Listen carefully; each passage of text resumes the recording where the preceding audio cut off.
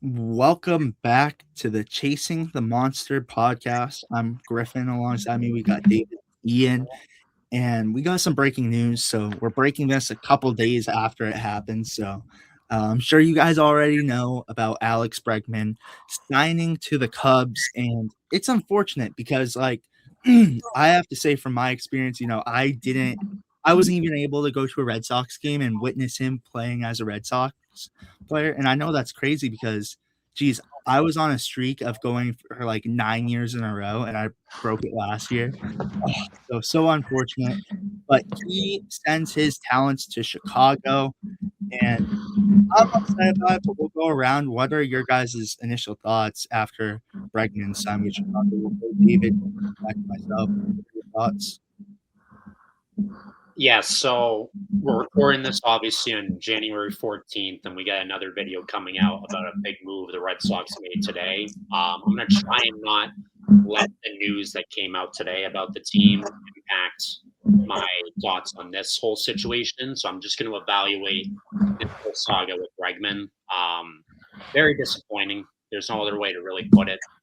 I think this is similar somewhat to what happened with Bogarts a few years ago, where it comes out he's leaving, and you see what contract he got, and the Red Sox are never going to give him that contract. Still talking about Bogarts, that contract is ridiculous, and that contract is going to come back and haunt the Padres. But the fact that we let it get to that point with Bogarts, and we let it get to this point with Bregman, it's just the part that really feels like a gut punch. I mean, we had two guys now going back to Bregman, along with Bogarts, who wanted to stay with the team. There's a lot of reports coming out about maybe Bregman trying to do everything he can to give the Red Sox one final chance to make an offer for him to stay or match what the Cubs were doing, or at least come a little bit closer. Red Sox are coming out and saying that Scott Boras never gave them a chance. I mean, none of that, all that stuff is smoke and mirrors. You can't really ever figure out who was right in that situation, but it's a huge loss. Obviously, Bregman wasn't the same player after the All Star break this past season for obvious reasons. I mean, he came back from his injury way too early, trying to fight to get back, push for a playoff run.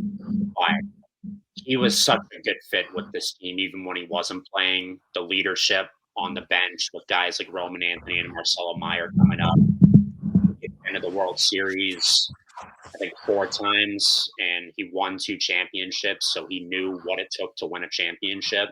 I mean, those things are invaluable. So that really stings losing that in this young Red Sox clubhouse. And obviously, he was great defensively at third as well. So, you know, is that contract going to age badly for the Cubs in those last couple of years when Bregman's 35, 36, making 32 million? Yes, but these are the kind of moves you really should be willing to pay up, in my opinion, if you're a championship contending team, to get uncomfortable but keep players who fit your team like a glove, pun intended. You got to make moves like that and maybe pay a little bit more than you were willing to. So, Red Sox have to figure out how they're going to replace Bregman. And obviously, we could talk about this later, but it also just makes me mad as a fan that we went from having two third basemen at this time last year to now having zero third basemen. So they got to figure that out. Yeah, I feel the same way. It's very disappointing, and it kind of it kind of shows like this isn't the first time that the Red Sox have had a player that was really beloved, that was really good for them, and they just kind of let them walk in the off season for really nothing. Um, I most people like to say that it started around the Mookie Betts era. I like to say it started back when John Lester was on the Red Sox and he decided that he wanted a contract extension. They didn't give it to him. He got traded. The Red Sox said they were going to re-sign him in the offseason, and then they didn't, and he signed with the Cubs, and then it just goes on and on from there. And, it's a similar pattern, and it's kind of an irritating pattern, as a fan of the team that, you want guys like Alex Bregman who have shown so much leadership ability that this Red Sox team hasn't had. Like there were guys like you saw like after he left, like you saw Rafaela post something about it. You saw Roman Anthony post something about it. Like he was an important guy in their clubhouse. And, you know, when he first signed here, you expected him to kind of be your third baseman for the future. And, you know, like, I don't know, we'll probably talk about later, talking about the Rafael Devers thing. Like, you know, you intentionally caused a problem by signing Alex Bregman in the first place, and then you ended up losing both of them. So at that point, it's just one of those things where it's like, you know, what was the point of even signing him in the first place? Like, like it kind of just caused more issues for you. And, you know, like you said, there was other news that happened today, but that doesn't fix the biggest holes on the roster right now. They still need a power bat. They still need a second baseman, and now they need a third baseman. So, you know, whether Marcelo Meyer fits in one of those two camps, I'm sure he'll probably find his way there, but he's also not the most healthy player in the world either. So it just causes a lot more problems than you really needed to have. And it does feel like something where it's like something you easily could have avoided. And it's just another one of those things where it kind of feels like the Red Sox are, you know, they're intentionally causing problems for themselves that they don't need. Yeah, and I agree with you, Ian, on that because, you know, obviously I've heard a lot about Marcelo Meyer and seeing him in Portland, and injuries are constantly a thing for Marcelo Meyer. And that's one thing, you know, that just adds on to your problem. And it's like, if he can't even stay healthy, it's more so like a Tristan Casas situation where he's good when he's out there, but how often is he even going to be on the field? That's the problem. And I agree. This adds on to the list, and it's like now you need a third baseman. Like, you know, if you sign Bregman back, it's like, all right, there's an issue at second base. You know, you could fix that with, you know, and I think David mentioned it before we went on, maybe putting Sedane at second, but there's so many different scenarios that you could do. But now it's like, all right, now you need a third baseman. And it's like, you have prospects that you could give up, but how many more prospects are you going to trade to fix your problems, you know? Like, so I and it starts in free agency. That's where my thing is. I think it starts in free agency because these guys, you know, you offer them money, you get them for free. You don't have to, obviously not for free, you have to give up money, but you don't have to give up any of your players on your team for them. And I think that's kind of a situation where Bregman, again, he was a Boston guy. He made the Samuel Adams beer. He was a guy that it really looked like he wanted to be in Boston. Like he loved what the fans brought. And, you know, it pained me to see him going to the Cubs because this is a guy who I easily, again, you guys nailed it on the head right there with Xander Bogaerts. You know, this is a guy who wanted to stay with the Red Sox. And again, you guys both mentioned it too. Why give up Devers when and why make that problem when you're not even going to keep him? Now it's like you just lost out on both of them. But my next question for you guys is who do you see replace Alex Bregman? Do they go to the free agency market? Obviously, we're going to talk about that in the upcoming video and go after a Bo Bichette, or are they going to look for someone in their like on their roster? What are your thoughts? But we'll go through and talk about that. Yeah, so I think the ship has sailed with the news that happened today, which we'll obviously talk about in another video with signing Bichette, because I don't think the Red Sox will dish out the contract he's looking for, which is rumored to be around 9-10 years, 300 plus million. But maybe there's a slim hope we could get Bichette on a situation like with Bregman last year, where the market just didn't look like what him and Boris had hoped for. So he just takes like a 3-year deal with high average salary with an opt out after every season. Maybe that's a path for Bichette, but I would say that that's unlikely. I mean, I guess free agency wise, I'm going to get a lot of flack from this. And shout out to Lewis. I know he's going to be watching this video, but he hates this player.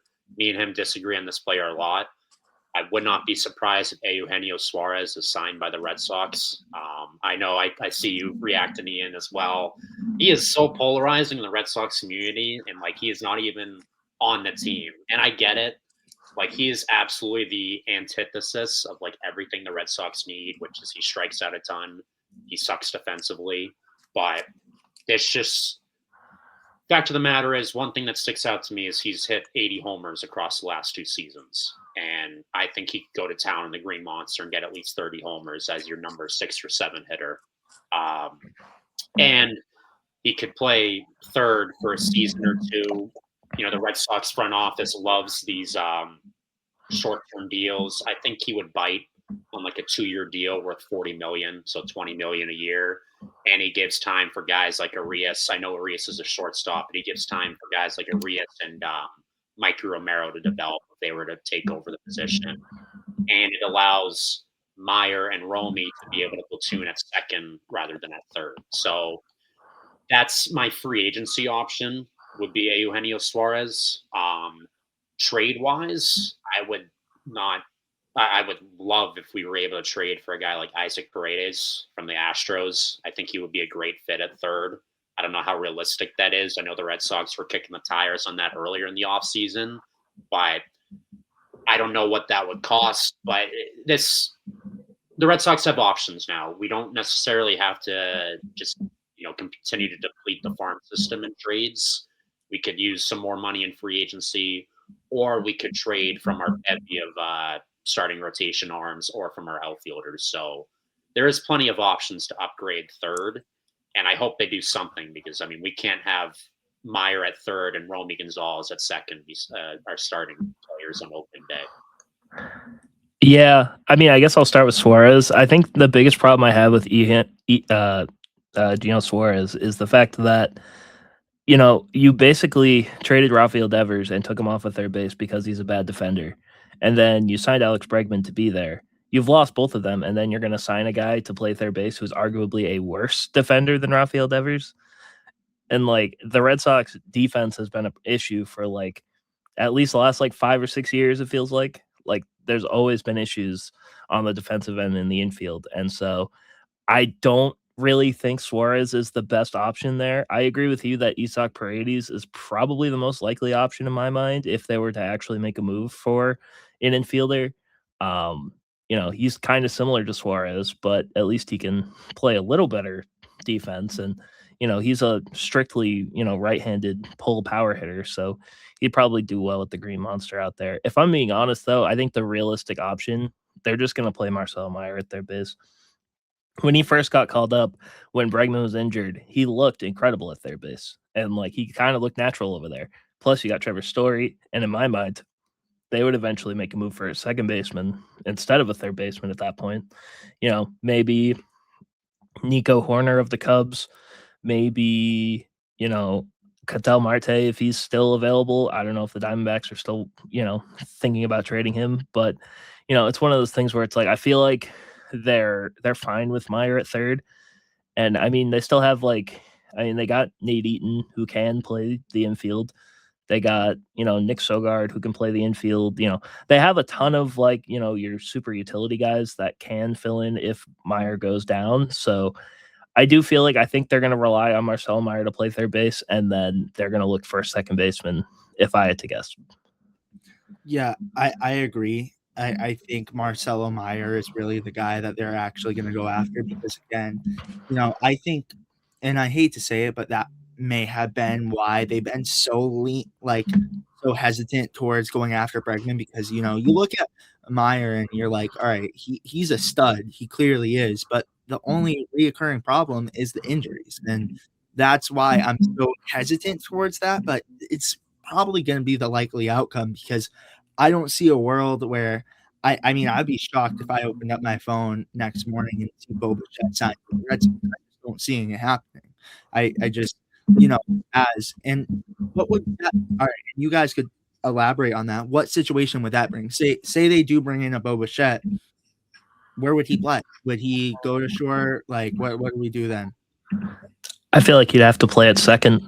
I don't feel like he would end up being a shortstop because they still have Trevor Story. And, I mean, Bo Bichette, if we're talking about defense, I mean, he's not a great defender either. He was arguably the worst defensive shortstop in baseball last year. So, I mean, I guess they would try him at second base. But like I said, I don't I don't know if I said it, but I don't think they're even going to bring in Bichette or even like think about it because, well, one, because of the money, and two, now that they're over the threshold, if they sign Bichette, they're going to have to give up, uh, multiple draft picks.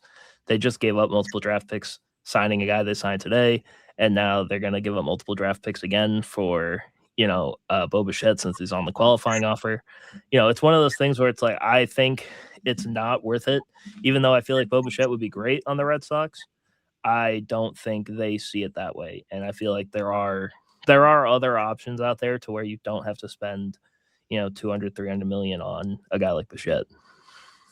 Yeah. And I right before you go too, I agree with that, Ian, because the thing about that, that doesn't really solve your issue at third base because you'll end up having Meyer there anyways. So that's just like, and I think second, and correct me if I'm wrong with this, you guys, but third base is now more of an issue than second base because talking about Meyer getting injured so frequently. I might be wrong with that, but I think third is now more of a need more than second base. But you guys could elaborate on that more.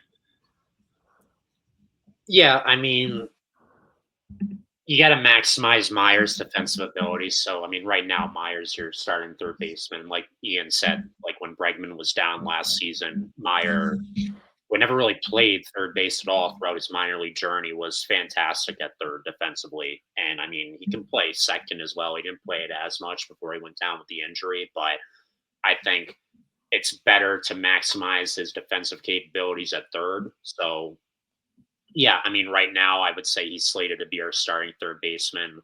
And if Bichette were to come here, he'd be asked to play second. The team is already committed to Story being our shortstop. Obviously, Story played second for the Red Sox already in 2022, but that was when we had Bogart still. But Breslow and Cora have already made the commitment that when Story opted back in, he'll be our shortstop. So if Bichette comes here, he'll likely be asked to play second. But I mean, again, highly unlikely at this point. I agree that Bichette comes here, but yeah, that would be the position he would play to give us the best possible defensive lineup in the infield. Yeah, Ian. Yeah. Oh, yeah, go ahead, Ian. Yeah, I mean, it's basically the same thing. Like I said, I don't think Bichette's going to come here. Yeah, and he would have to play second base. Like, I don't think third base is a huge hole because I do think they have a lot of trust in Meyer at this point. But I guess we'll just have to see how that happens. And like I said, there is a lot of other guys on this roster who can play the infield at some sort of utility level. Maybe if Franklin Arias has a great season down in the minors this year, maybe he gets called up and he gets a chance.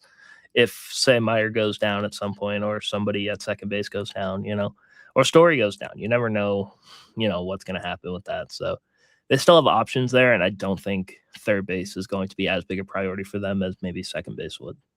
Yeah, I agree. And my final thought on this, and then we'll go around for final thoughts. But my final thought with this is, it sucks you can't bring a guy like Bregman back, but at the end of the day, that's ownership. That's not us. Like, they're willing to do what they want to do, and we've been. I feel like Red Sox Nation has been speaking their mind for a while, and I don't know what else to think about because I won't lie, the move upset me a lot. I really wanted to see Bregman back with the team, but you have young talent and you got to utilize that. And I think that's the area that the Red Sox are going in. You see Roman Anthony this year I think he's going to have a phenomenal season, and they're going for a more so young talent. The young talent's up now and it's time to win right now. So that's my final thought. But David and Ian, what is your guys's? Just again, disappointing that it came to this with Bregman, and I mean, just a very we definitely won't forget this saga anytime soon. From the time that Bregman signed with the Red Sox to 4 months later, us trading the last member of the 2018 Red Sox championship team outside of Cora, to being told that we were going to reallocate that money to help upgrade the team, and obviously we did reallocate some of that money towards extensions with Chapman and Roman Anthony. But obviously, the expectation was we're freeing up some money as well to bring back Bregman in the offseason. It's clear Bregman wanted to stay here. he was in tears after we got eliminated by the Yankees, and then 3 months after that whole thing, Bregman's gone. Less than a year with the Red Sox organization because he didn't even sign with us until middle of February last year. So just a crazy, weird saga. Wish Bregman well. We'll never know what happened in those negotiations, but just frustrating. But there's still plenty of time in the off season. We've still got 2.5 more months until the season starts. So I mean, I'm remaining optimistic that Breslow can make something else happen. Yeah, I agree. Like you said, it's pretty much the theme. It's a disappointing end to a saga that never really started. This is basically kind of in a way an era closed because Bregman was the leader of your team, and you're going to be missing a lot of that. I mean, Trevor Story is still a leader, but you've also lost a guy in like Rob Refsnyder, who was kind of a leader as well. So, it's going to be, one of those things where it's like, all right, if Roman Anthony and Marcelo Meyer and Cedar Rafael and all you young guys, weren't ready before this season, you better be ready now because, this is your team and you're going to have to kind of lead the Red Sox as far as they're going to go, at least on the offensive side. And like I said, there's still holes on this roster that need to be filled, and I guess would like more solidified answers to. But it's kind of like what I said earlier. It's not something out of the ordinary with the Red Sox. They've done this a lot with players, like beloved players, not even like the big names that everybody knows, even like smaller names like Justin Turner when he was here, or Kyle Schwarber, or Nathan Eovaldi, Michael Wacha. You can go down a list of like an entire group of people that the Red Sox could have re-signed at some point or another and just kind of chose not to. But I will say one thing in the Red Sox defense: I would not have given Bregman $175 million. I do feel like that contract's a little bit much, but if he was willing to come here and all they had to do was add a no trade clause, it does kind of feel like the Red Sox still screwed up. But it's one of those things where it's nothing you can really do about it now, and it's going to be frustrating. And most fans who were starting to build a little bit of trust back are kind of back where they were before the start of last season, where they haven't really felt great about the Red Sox right now. Yeah, well said, you guys. Well said. But there is other Red Sox breaking news, so go check that video out as well, as we are going to be discussing some big news for the Red Sox. But with that being said, you guys, thank you so much for watching. Make sure to like and subscribe, and we will see you guys soon.